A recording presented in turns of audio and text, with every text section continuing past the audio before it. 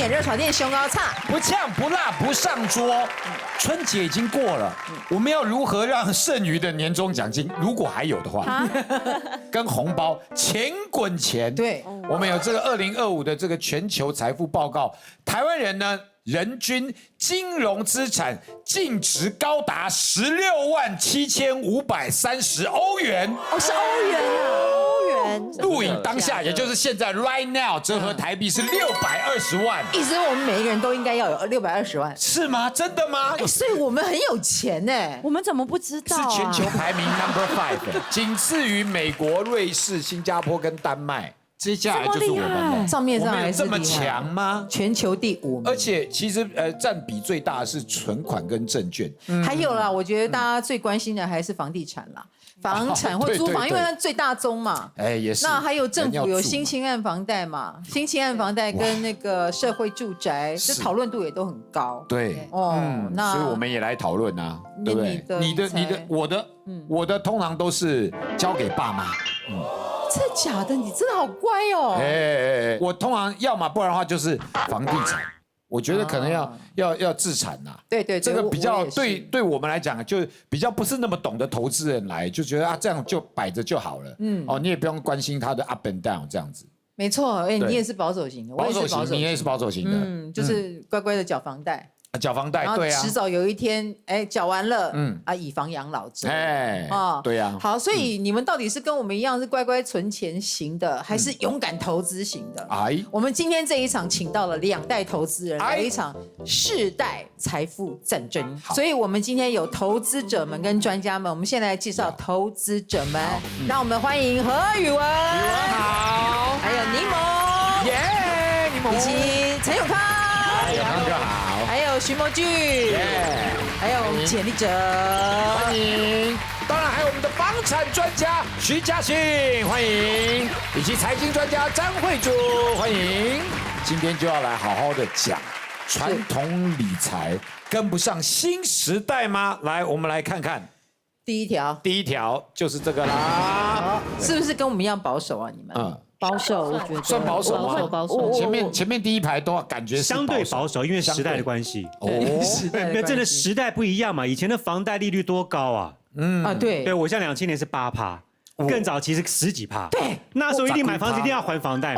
你跟我同年代的。这2年你去买房子还房贷就疯了嘛，因为股票涨那么多。真的，你们没有办法想象，我们经历过10几%的，10几%。哇，那真的超贵，那个利息。其实阿 Ken 把那个金钱交给爸爸妈妈，其实蛮危险的啊！真的吗？为什么？因为其实那个世代的背景是不一样，在他们那个年代，他们需要安全感，所以他们如何把钱守下来是很重要的。没错。所以他叫你买保险，时代不同，因为他们可能觉得这100万到了20年后，他100万他确定要存在，他不会希望你去投一个可能变成300万，或者是变成50万的股票。对，所以他们那个是比较保守。你知道到现在，我爸妈还会告诉我说：“你不要买房子啦，有那几间就好了，你不要再买了。”有的那几间就好了，就不用买，也是可以的。那柠檬啊，你们这一代的，太紧张了，我转移话题。柠檬那里去了。柠檬其实柠檬很爱赚钱哦，真的假的？真的。对，因为我小时候就有在火锅店、早餐店、便当店都打工过，后来就去当 show girl， 然后现在是啦啦队。然后，但是我觉得我就是有一点算是以前那个年代的跨世代了。真的啊？以前那个年代的跨世代，你是多大？我的意思是说，就是以前那个年代，就是爸妈给我的观念，对，就是呢，好意的保单却锁住了资产。就是以前的那个年代啊，爸爸妈妈都会说，你有钱你就去买定存，对，买定存，然后买保险，然后一来就是说。20年的，你看你这个买下去，你20年后你买房子是不是就有钱了？然后听起来就好像都不错，然后就大概买了2、3张。后来呢，因为开始有跟一些就是有在投资的人，就是身边的朋友之后，朋友聊天之后就发现，他们都把钱拿去买股票，然后或是拿去钱滚钱，所以我前几天就去把我的那一张20年的储蓄险把它解掉了。对，而且我存了13年。对，为什么要解约了？因为我要把它解约，就是我想要拿去买股票，因为其实我是买了大概5张储蓄险，就是都要一直存的，然后有6年的，有10年，有20年，然后我是把20年先解掉，其他还是留着。所以我想要问的就是，如果说像这种用低成本然后去存钱，还是说要去投资，是哪一个会是比较好？还是有没有什么对错问题？其实保险它并不等于投资，保险只是你把储蓄你把它买下来，就等于把它存下来。但是事实上，保险它其实它的成本是很高，它包括什么？它包括你的保险公司的行政成本，还有保险公司的佣金嘛，还有它的那个就是它的一些成本。比如你保一个100万的保险，它可能有40万是先拿去付那些成本，所以这是为什么解释说为什么你到了你要解约的时候还亏钱，因为它的前置的成本很高。所以你刚刚问到说我们为什么要不要举债？因为如果你今天去举债，它的利率可能只有像我们现在说跟银行借钱大概2%嘛，但是如果你可以把这个钱拿去投资一个，比如说现在要找到5%、6%、7%的，其实不会太难。像我们说的这个0050啊，像这些 ETF，他们其实平均报酬大概都有年化报酬率大概有8%。你想看，如果你把这个你借2%去投这个8%。那其实你中间就可以6%就是你的赚，6%，碳6%。对，投资没有保证赚，但是它就是有一个，它有一个对。假如你愿意这么做的话，你的几率比较高啦。你愿意冒这个风险，就是这是所谓的机会成本啦。可是你想想看，当你借出来那一刹那，又看到那个以色列空头哈米尼都不见的时候，你就会怕啦。你又担心说你刚好你会怕，有人会讲大赚的时候来了。对啊，对，所以我们坐在这边，人家做对面嘛。巴菲特说，人家恐惧的时候你要贪婪啊，贪婪。所以不应该买的时候就是你买的时候。对啊。那好，那如果现在空头空炸之后，是什么股票会赚？美债、美元、黄金。哎呦，那你就去做那边，去做那边。我补充一下这个保险。强制储蓄。保险我听到现在为止，刚刚柠檬讲说是妈妈叫你买，对不对？对。我今天发现制作单位非常好，哎呦，因为安排我跟柠檬是同一个世代。因为我也是妈妈叫我买保险，所以我们是同一个世代。哦。因为没办法，我妈妈就是卖保险的钱啊，所以她一直跟我讲一个观念，她只是要抽你成赚你钱。对我妈抽我钱，她不叫我妈妈。她需要自己业绩。我说真的，她有一个观念很好了，她有观念很好，就是保单它不是股票，你出状况股票不会给你钱嘛，你受伤身故它不会赔你嘛。保险的基本的概念功能还是提供保障，所以除息保险的概念我想跟你分享，因为你提前解约所以赔了钱，对，但对我来讲它有个好处，就是孩子小的时候我给他买10年期的，1年10万，10年100万投下去，100万的保单，他年息就是8%。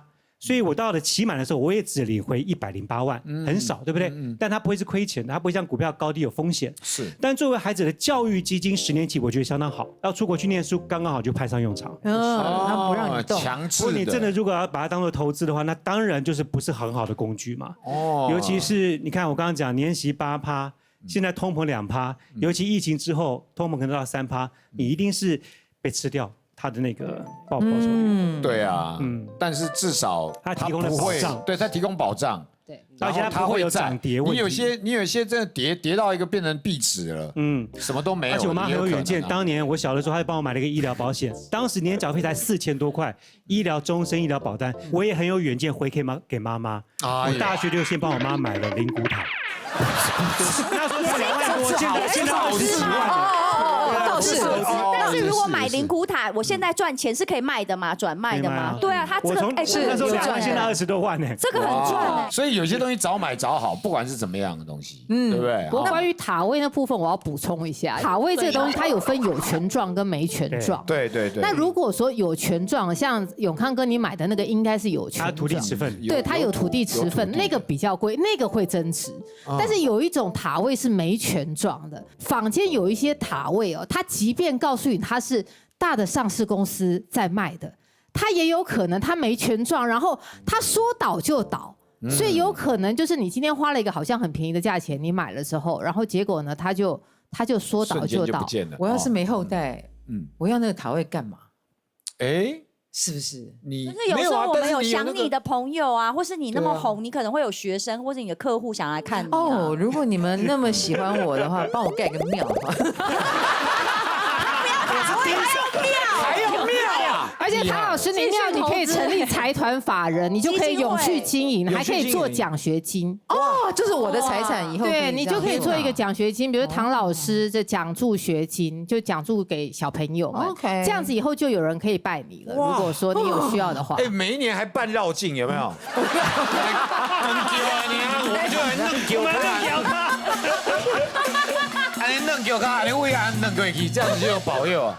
不用，你很厉害呢。不用。其实我觉得刚刚永康的观念蛮好的，就是其实保险它就是保障，它就是在你投资理财，我们讲的资产配置嘛，它就你最下面那一层，就是说你的那个它是你的一个大伞，你要在这个大伞安全下，你才能够做理财。比如说像我投了一个投资型保单，一开始缴的钱不多，但是他可能比如我一挂了，他可能就会给我的小孩3000万。就说对，但是我可能一年只要缴36万，你想想我缴了10年360万，20年720万，我怎么样都划算。但是它可能会随着我的年纪，我的那个保险成本会往上升，所以就说变得你活得越久，你越吃亏。这个意思就是说，这个意思就是说你可能你还年轻，但是你可能你的小孩还小，你会担心他将来的教育费用啊怎么办？所以你会去保那种险，但是你不要把保险想要说你要去赚钱。因为我觉得比通膨更可怕的是家人的隐形负债，就是我家庭状况是非常不稳定的，比如说我爸爸妈妈他们都没有存钱，然后财务状况都不好，所以很早就是我在 support 全家。那像我自己觉得，为什么我一直不敢投资很多在股票？因为我的原生家庭都是很怪。每几年就会出一个事，我也了解是说家里可能比如说我最会赚钱，然后我又很负责任，一定是会扛在我身上。可是他们影响了我自己的中晚年，因为我会觉得我应该已经财富自由了，可是我没有，可是是因为家人一直好像就是扯你后腿。像我每次，像我前2年我妹妹就有出一个事情的时候，我帮她赔了一些钱，我解掉当时的基金的时候就是负的。我就会觉得好惨哦！为什么每一次就是没有要解的时候都是正的，然后你要解的时候就刚好是负的，你就会觉得我没有偏财运，我不配投资别人投资就会赚。如果我投资了 ETF 会被我拖垮。怎么破你知道吗？怎么破？你哪一个是正的？现在这个去解掉。那解掉那笔钱要用来？没关系，改天再买。对啊，反正你终于有是正的部分去解掉一次了嘛，有这样的记录，正的解掉，你就会改变你这个想法。这样最近，等一下，你是不是最近有投资比特币？没有啊。还是你谁啊？你是厉害的。你不要这样，因为我还压了一些在里面呢。黄立成也会来找我哎。对啊，黄立成一个第一定要找你。没有，就是你会开始觉得，我觉得投资是有信念的，也不是每个人都有幸福快乐的家庭啊。如果你是家里有随时可能会需要用一大笔钱的，尤其是三明治夹层，老一辈又没有买保险的时候，你突然要支出一些费用怎么办？我觉得你最该解的是跟家人的亲属关系。我的确。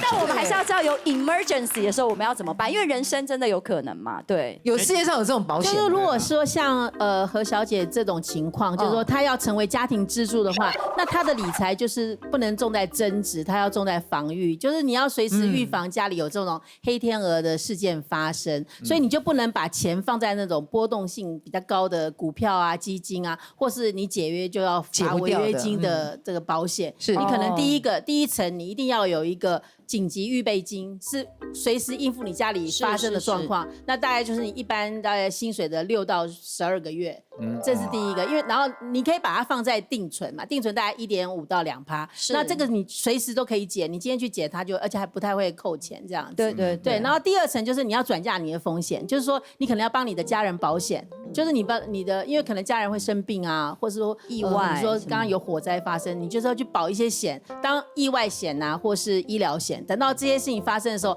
保险公司可以帮你 cover， 可以你把你的风险转嫁过去。那你第一层、第二层都做好了，你到第3层的时候，你有钱再去把那个钱去投什么就是比较有风险的，但是也什么0050啊，或者富邦台湾50这样子。对 OK， 好，我懂。谢谢。那你有没有人钱卡住，就是需要用钱的时候解不掉的例子？我是买股票啊。然后被套牢这样。对啊，那就是拿不回来啦。所以套牢的话是因为赔嘛，是因为舍不得卖嘛。你只要舍得，你就可以解套。我觉得真的是要舍得。就是我最近很深的经验，就是我在那个疫情的时候，不是那航运股大涨，对。然后那时候大家都说，你有没有存钱？你有没有一笔钱什么什么？我有啊。哦，那你还不拿来买航运股？你傻子。然后我就想说，好像真的大家都赚到很多钱呢。我就想说，就投进去蛮多，而且还越加越多这样子。就没想到那个掉下来的速度超乎你的想象，就是它是断崖式。你买多久它开始掉？我大概买1周就开始掉了，我是买很晚，可是我买的第1周就你要买什么？先跟我们讲。就是那一周他还有享受到一直起来，对，这是很励志的故事。我那时候很励志吗？跌下去然后我就在我这个买股票的这个战绩就是很不好，就赔了大概快要100万这样子。很多就是我买170几，然后剩70这样子。我听到他的故事，我有好一点呢。对啊，因为我都没有我是有亏，但没有亏到那么多。是啊，对，听到别人比你惨，你就对，人就是要这样，听到比你惨，你是腰斩呢。所以我就在去年年底的时候，因为我好朋友就一直在跟我丢股票，说哪一只可以看看啊，什么什么什么。然后那时候讲到记忆体，我想说，最近的趋势嘛，我觉得记忆体好像可信，换股的概念。对。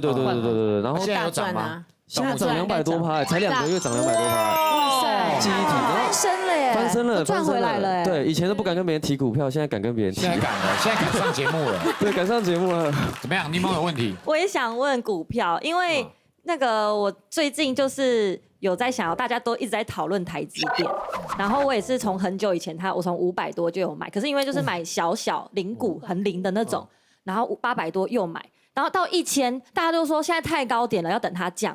可是现在前几天看已经2000了，所以我很好奇，就是现在2000，大家都说现在太高了，不要买，等它降。可是因为你从1000的时候大家都在说它高，到现在2000，你还在说它高，就是很想知道到底什么时候可以入场。没有人知道。对，但是知道，你们跟我讲。我跟你讲，所以我想说，我跟你讲，其实300块的时候就有人开始问我台积电可不可以买，我一直问到现在说2000块还可不可以买。其实大家都会说2000块很贵。不能买。其实我觉得判断股票不是看它的价格，你要知道说你要怎么样去判断股票，是要用它的获利，每股获利乘以市场给它的本益比，那算出来就是一个价格。比如说台积电在2020年以前，它大概每年大概赚13块。那你想想看，如果你给它20倍或25倍的本益比，它大概就在300块到400块徘徊。但是自从2020年之后有了 AI 之后，就整个情况就已经反转了。然后他们像今年大概可以赚，法人预估大概可以到98块到100块。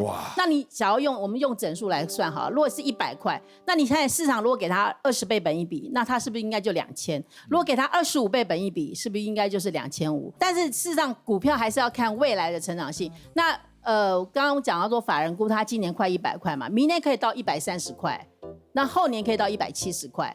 因为它现在台积电的一个它就是在一个先进制程已经到2奈米，而且像它的以前它的追兵像英特尔跟三星，其实也都落后它蛮多的。所以就是说，而且魏哲家今年年初的时候，他也说今年台积电会再成长3成，所以就是说如果没有什么太大的意外的话，台积电它应该就是一个成长的趋势。那你想看，对，那你就看它今年赚，明年赚，后年赚，那你看给它多少本益比？所以2000块。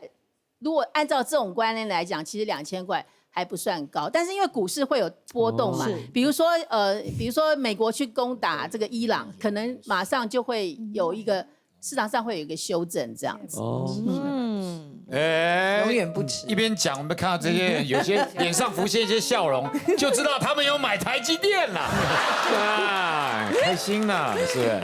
那个可是有人赚也有人赔啊，也是有币值啊。来，立喆要分析一下有币值。我今天要给大家看真正的币值长什么样。哎呦，来，大家应该没有看过，你们现在玩股票应该都是数字而已，对不对？就是在 App 上面。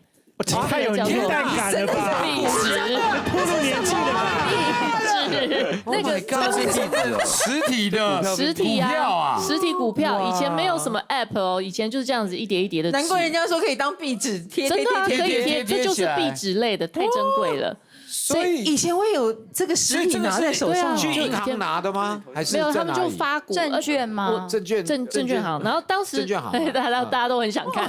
你知道当年那是我大学的时候，大一的时候，然后大一的时候，因为我同学在大众电信里面上班，然后他可以拿员工假，当时有一个东西叫 PHS， 有就知道，记哦，号称是低电磁波，没错，说什么电视台记者都有一支，没错，然后日本在用的，对，说什么日本对非常推崇，然后很健康，对人体无害，咻，那感觉很有 feel。对，然后就说啊 ，PHS 要全面到台湾来，然后大众电信的股价就是这样起飞，会起飞。对，然后我一次就买了。当年你看我大学的时候20万其实很大哦，对于一个很多，对啊，对于一个打工族的学生而言，20万这是你是把你的家教所有的钱都全部都投入了，没错，就是 all in 所有的 cash，因为我就想说，哇，那这个太有前景了，又 PHS，然后又大众电信，电信那时候也是热门股。就这样买下去，然后到现在就是一堆壁纸。后来是没有上，是完全没有。后来没有，后来 PHS 有出来，有可是因为大家就嫌它的收讯太差，然后 PHS 它的股价就开始掉。对，就变成没有人要用，接着就被市场淘汰。然后被市场淘汰之后，大众电信就宣告倒闭，然后被好像我记得如果没记错是被亚太买下来。对啊，所以就很惨。那在这个过程当中，你的心情是怎么样？你就是想说没关系，它还会再涨吗？还是我跟你讲，我就是10年怕草绳，我真的是后来就完全不敢买股票。好贵的壁纸，20万块的壁纸哦。那他有机会换什么东西吗？他没有，就是没有啊，就是这样。保温杯也换来今天的通告，换个什么？换今天的分享费，换今天通告费。对啊，那就是反正我后来。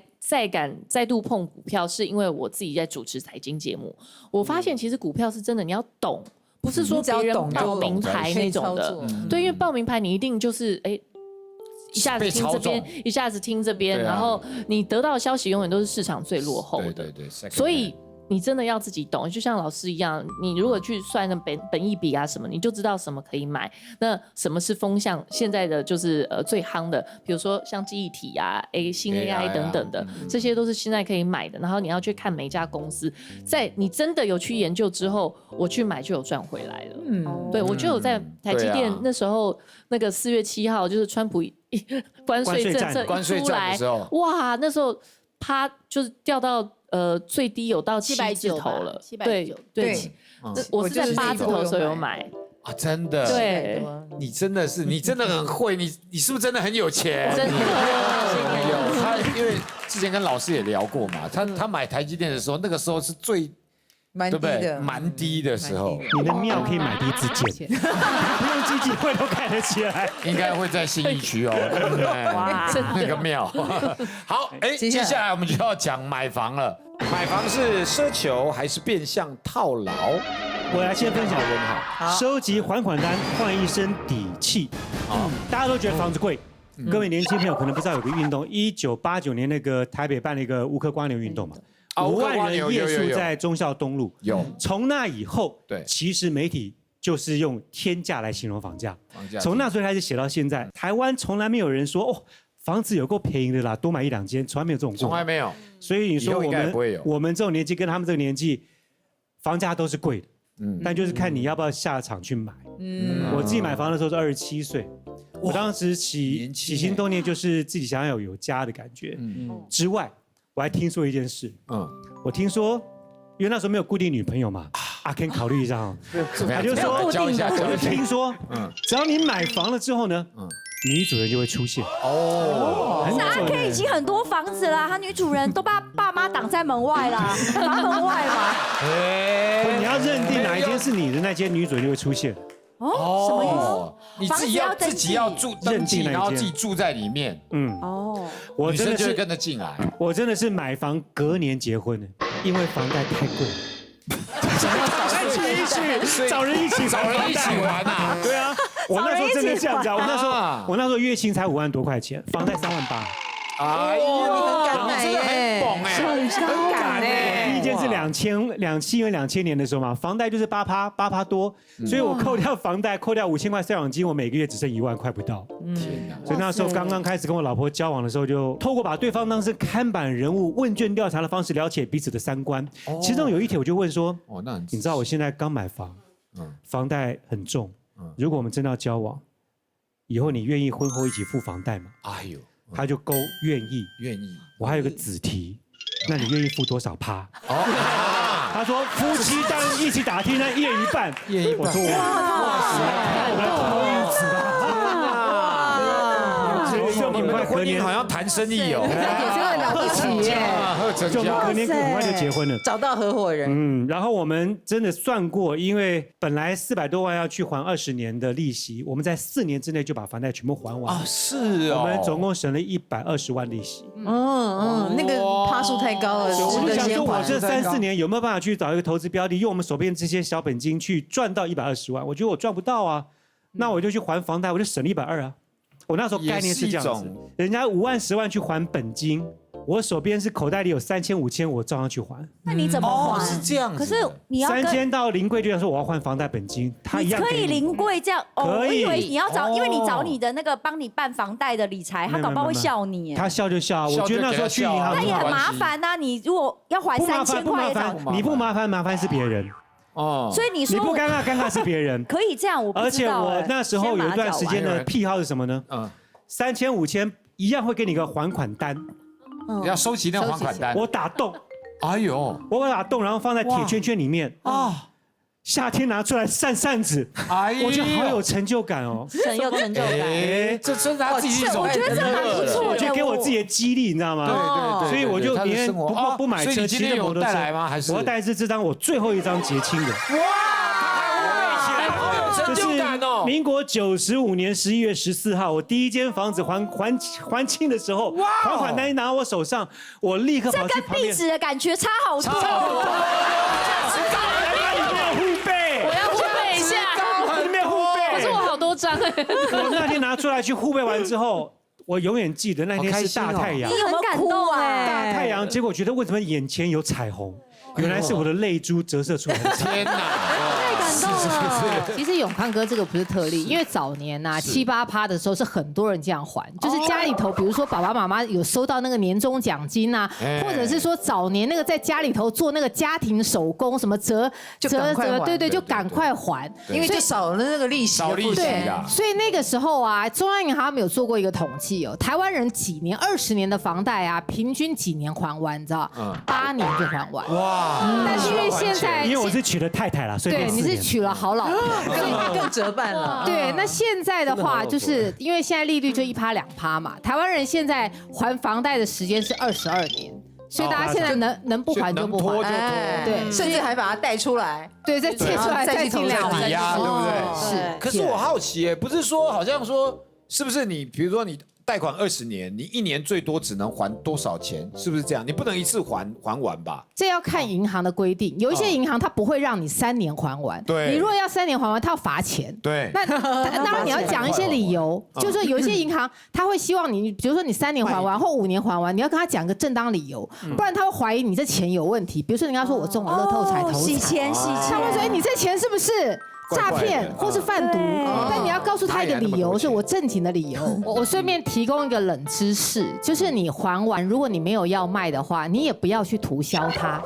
为什么呢？因为你不涂销它的时候啊，就有一些诈骗集团，因为我们现在可以调2类成本。哦，对，好像。所以有一些诈骗集团，他会调你的成本出来，然后看这个人，哎呦，如果没有抵押设定的时候，他会去就是就会去诈骗这样子的人，就是诈骗这样的人，就是就是可能比如说如果说你这个房子好，你出租给别人，你没有贷款，出租给别人，然后他就会呢，就是假装是那个善良的租客然后善良的租客呢，特别是如果说你又是喜欢把自己的户口迁到那个房子里面去，然后这样子的房东，他呢就很容易就是去做那种什么本票裁定啦，假装你欠他钱等等一类走法律程序，你的房子就很容易被拍卖。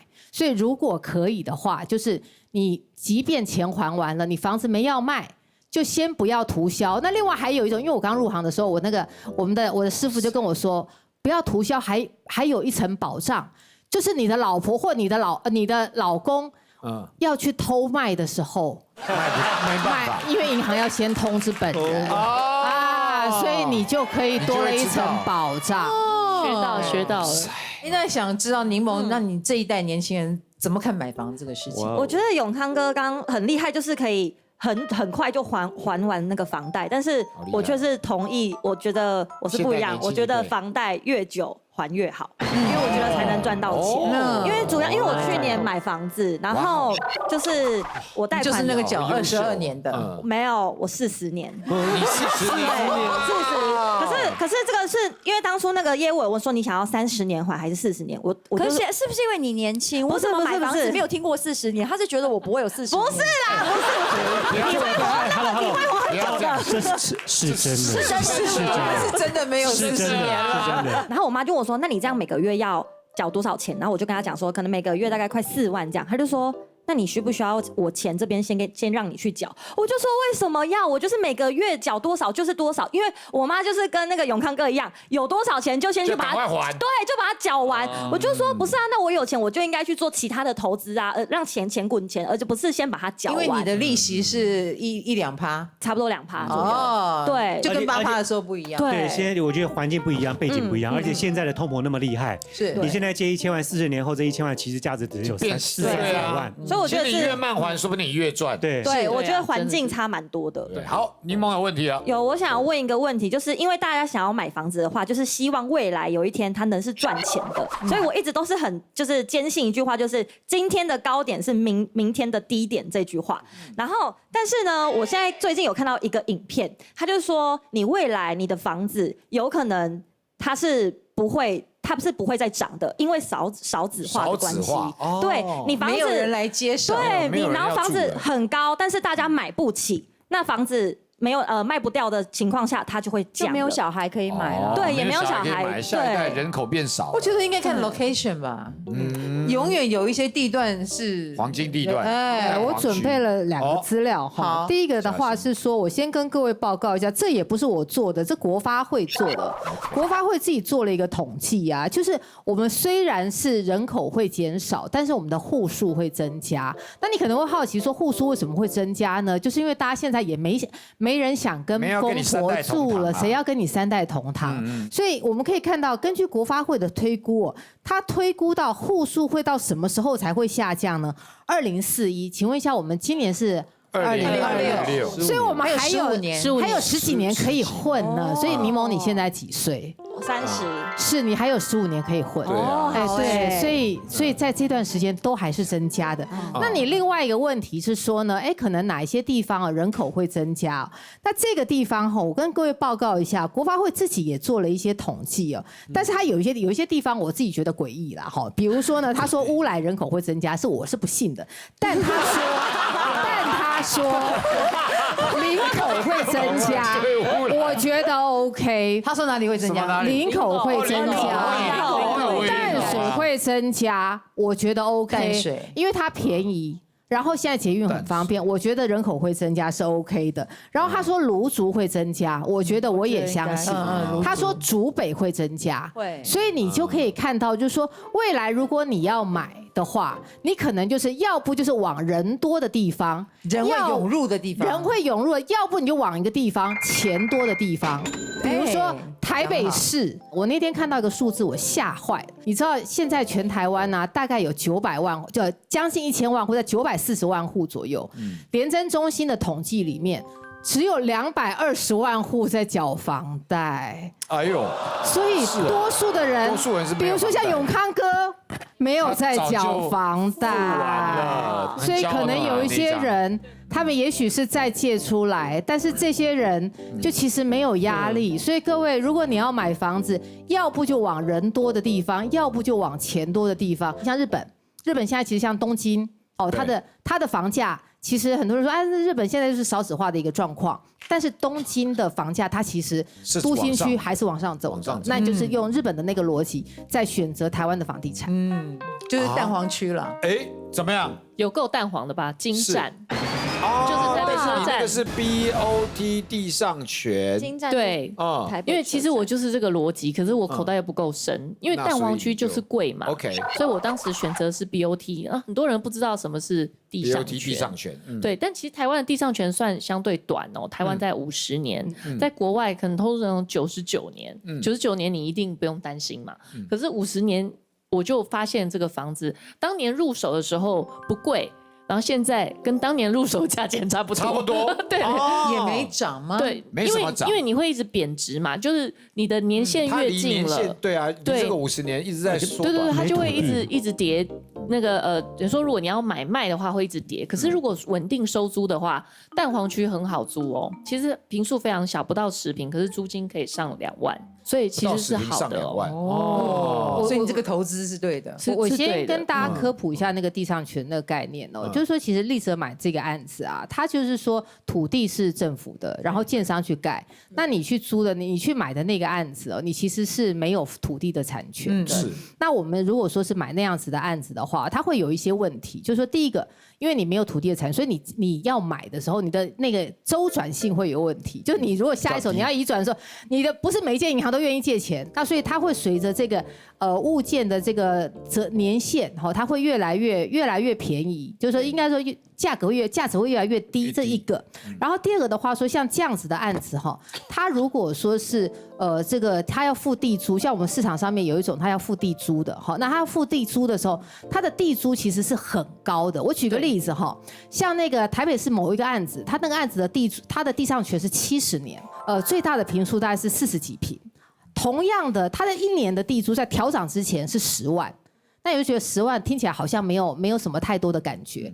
我跟各位报告，同样的跟它旁边所有权的案子，地价税1年2000块。那地租是不断的往上走哦。那地价税其实它虽然往上增加，但它的幅度不会这么大，所以你就会知道那个负担其实是不一样的。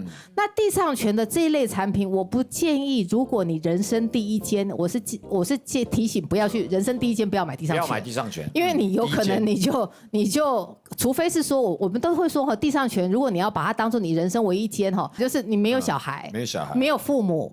这样子的人其实很适合，或者是说我有一个朋友说，他要留债给他的继承人，就是他有一群让他生气的兄弟姐妹们，他要留一个麻烦给他的兄弟姐妹们，因为这个地租很贵。那我那个朋友呢，因为他有一群如狼似虎的兄弟姐妹，所以他就是为了要避开他那些让那些如狼似虎的兄弟姐妹咽不下去，他就买地上权。地上权，哇！我好奇，像地上权这种，海外有的时候会时间到会再展延，台湾有没有例子？台湾目前因为还没有到期的例子，就是这个第一个。对，所以如果说是还没有到期，我们目前还没有所谓展延，但是因为台湾你知道民粹的那个状况非常的，我觉得很容易展，所以很容易，大家就会觉得很容易。可是时间到了之后会怎么样？其实我们就是还很难说。这个我分享一下，因为我当时买的时候的确问过这个问题我就说，其实因为我是纯投资嘛，然后他们就说这上面像金站这上面有500户，你不可能把这500户赶走，而且它无铁共构，你要怎么办？也不能把它夷为平地啊，所以很有可能就是展延。那刚好就是可能你的地价税会越来越贵，对，地租税会越来越贵。如果说以这个案子这一类的案子来说的话，之后会陆续会越来越多。所以如果你要如果有观众朋友想要买的话，可能地租是一个比较大的考量啦，然后剩下多久这是一个比较大的考量。然后它有一个好处是说，它比租屋舒服，因为你不会被房东赶。所以这个的话，把它当租屋，你就把它当租屋，这也其实也会是一个选项。那立泽，你是把它租出去吗？对，我是租出去。那你已经还本了吗？我那时候本来想说，因为你知道以前我上班的电视台就在对面，对，本来想说自己住，对，很方便，就是跨一个马路就到。但后来就是都租出去，就是那有回本了吗？到现在其实有，已经完全回本了吧？有，因为租金是真的不错，租金高，然后他当初买的价钱一定比一般的房子低嘛，对啊，很低，在那个黄金地段。我直接透露，我当年买40万1坪然后台北市蛋黄区，对，蛋黄区，对啊，回本了，超级才400万，划得来，对啊，是不是？划得来，觉得划得来？我觉得是 OK 的，投资而言。那宇文，为什么你的房贷救了你一命？我应该是这样讲，可能就是我刚刚说，因为我家里的人会搞事嘛，所以我就不太敢投资股票，那些波动很大，但我还是有基本的买房子。那我就是在我自己好几次有状况的时候，其实都是因为我就是不太会理财，所以我也是那种会很按照时间就去缴房贷的人。然后我曾经就是在我几次很需要用钱的时候，我是用我缴掉的房贷。就比如说像我2020年离婚的时候，那我的房子呢是我离婚前自己买的，当时我是出租出去的。然后呢，因为房贷已经缴了十来年了，加上房子有涨，因为在台北市。然后我那时候因为我要离婚的时候，我身心状况很差。其实我心理咨商师叫我休息，不要工作。但是我那时候因为要一方面就是我家人也有搞一些事，已经要支出一些我的现金了，所以我自己没有办法休息。然后我就去跟我的那个银行的人问，他就说你缴了很多房贷都可以挪出来用。对，是你缴的房贷是可以活用的，你缴回去的房贷可以挪出来用，你可以拿出来投资，你也可以拿出来用。对，因为我没有要拿出来投资，我那一年大概花了快200万，是看心理咨商，因为我有过很黑暗的时期，是我不这样看他，是因为我在家里会有很多负面的想法，那加上因为我的孩子还很小，我必须赶快振作起来，所以我的房贷是有救我一命的，就是很轻松，就他也不算是直借，他就是说他让你领出来，然后他会再给你一个利息，我记得是2%多而已，然后他就是比如说你拿了，他给我一个活用的户头，就是你随时可以领的。叫理财型房贷，你可以随借随还。对你也不是一次要拿那个200万，就是你今天要去看心理咨商师，你就从那个户头再领出来那个钱，他会告诉你你缴掉的房贷，比如说有400万了，这400万里面可以活用的有200万，然后你就多了一个200万，你随时可以领。那我当时比如说我就决定可能要给自己放一个长假，先度假，然后好好学瑜伽，然后重新去把自己养回来，包括后来看心理咨商师，就我前后那一年大概花了200万，现在才有那么漂亮健康的我。所以还是说，太棒了，对啊，对，这个钱花的值得，我觉得很值得啦。对，现在目前的理财型房贷大概都是按日计息啦，其实蛮多的银行在操作的。那你只要记得一件事情，就是说，因为央行现在有规定，你借的理财型房贷你不可以拿来做投资房地产，不能买房子，其他你要干嘛啊？当然也不可以做诈骗，其他都可以，其他就是你如果说要做消费啦，做投资基金、股票什么都可以哦，那就是正当的用途，实际上是都没有什么问题的。所以就是你看，好像缴满1-2年之后就可以稍微有一个弹性了，它会有一些余裕。那当然坊间也会有一些人可能他会用其他的增贷或什么样的方式，但所以其实像宇文你刚刚的那种小额的这种比较有弹性的，我觉得是他的理专替他想到的最好的方式，因为他信贷的话，可能他的这个利息比较高，也比较高，所以你既然有这个抵押品的话，相较之下弹性什么也都会比较好，也比较愿意借给他，比较愿意借给他，不然的话就顶多就是把你的房子拿过来。不会啦，我还是有，没有啦，就是他们有真的不行，我会找阿 Ken 借啊，对不对？不会算我利息吧？我要跟你妈借，对。对，因为我爸钱都在他那边，我爸会喜欢你这种型的哦。先过爸爸说一个女儿有什么关系？这多一个干女儿啊，有什么关系？他可能被妈想到哪里去了？好了，我只能这么说，理财真的不能偷懒，因为你看每一代有每一代不一样的状况。我觉得就是你要把游戏规则搞清楚啊，是的，你才知道怎么玩呐。没错，希望今天有给大家一个新的对理财的看法。是的，好，也谢谢在座的各位老师啦，谢谢，谢谢啦，感谢分享，拜拜，拜拜。